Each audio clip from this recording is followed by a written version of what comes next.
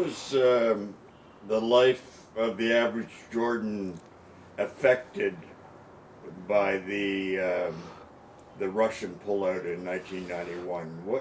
How is Jordan different now or the same as it was prior to that time?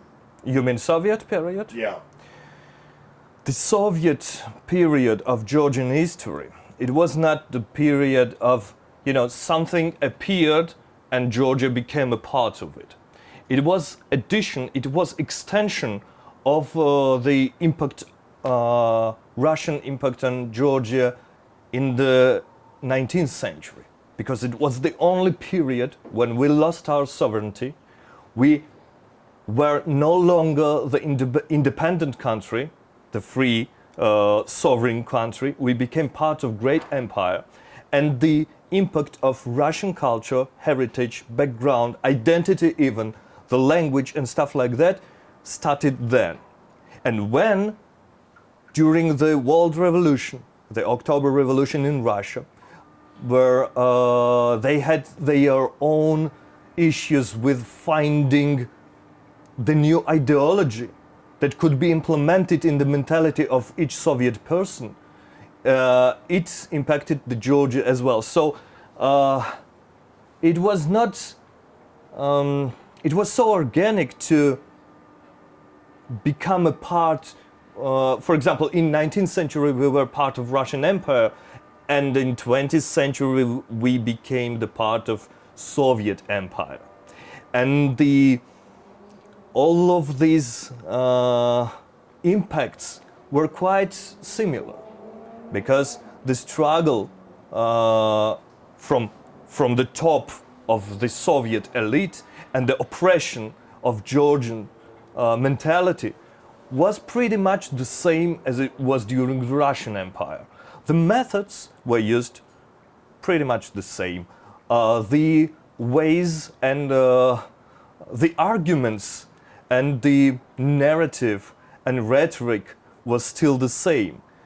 And the points towards which the oppression was pointed in the most tense way were the same. It was the language, it was the religion, it was the, pretty much language and religion. So, in the year 1991, when we still, we have got back our independence, we had to rebuild what had survived this oppression from Russia. And the most important was to revive Georgian language and revive Georgian Orthodox religion, which were, as you already know, the part of our identity. So, saving this from that period was at the same time saving our identity. How modern Georgian differs from the Georgian that lived in a Soviet Georgia? I can say that I can address the example of my parents maybe. My parents were born and raised at the late period of Soviet country. It was a period when the major oppression and all the horrible, all the horrible markers and symbols of Soviet were actually not so impacting and not actual at the same time. It was not the Stalin period. It was period of Brezhnev and Andropov, and it was period, how they called it, of stability.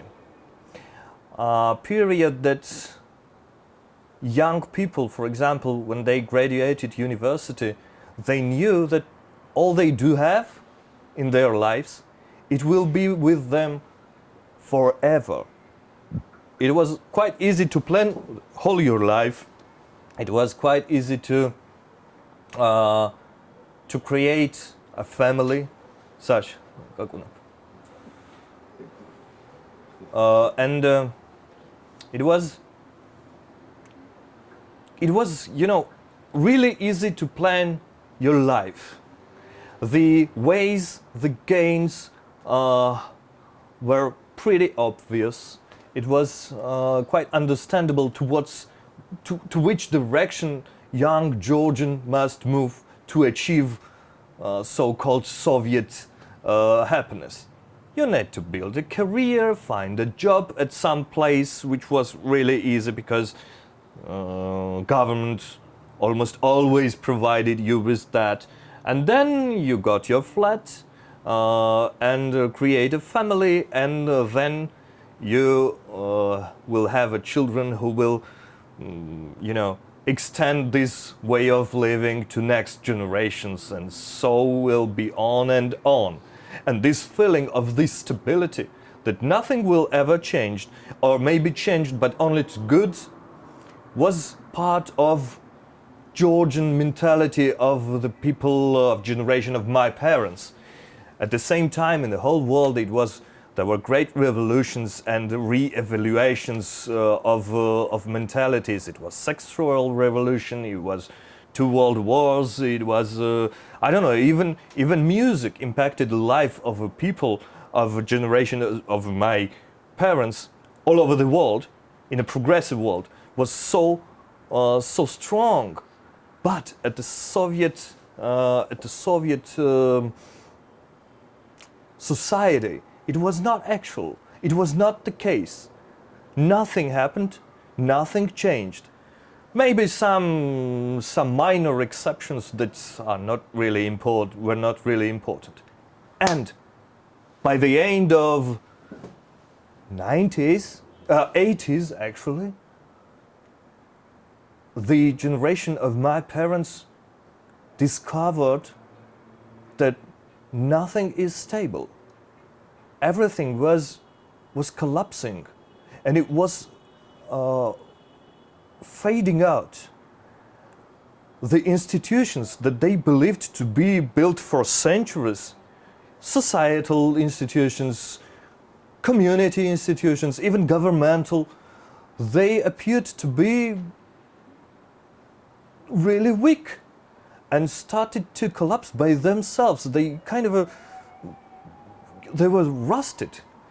The mechanism was rusted and started to collapse and to being destroyed by itself without any pressure on that. So you need a small, just blow on it, and everything would just be destroyed and faded out in no time. And that was a shock for Georgians of that period. And then 90s came, when Soviet Union finally collapsed. Nothing was left. The only thing that faced post-Soviet countries and Georgians as well, and post-Soviet people and Georgians as well, was just fatal, horrible disappointment and knowing nothing about what direction to move.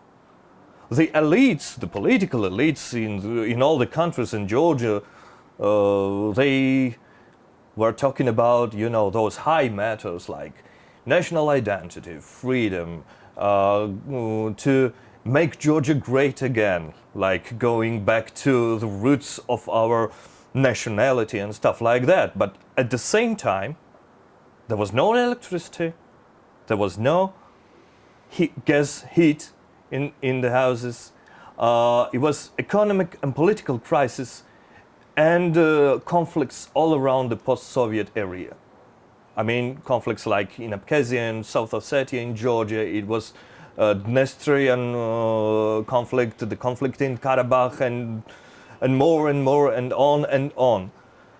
And the generation that lived in Soviet and then found themselves in absolutely new formation that was not actually formed.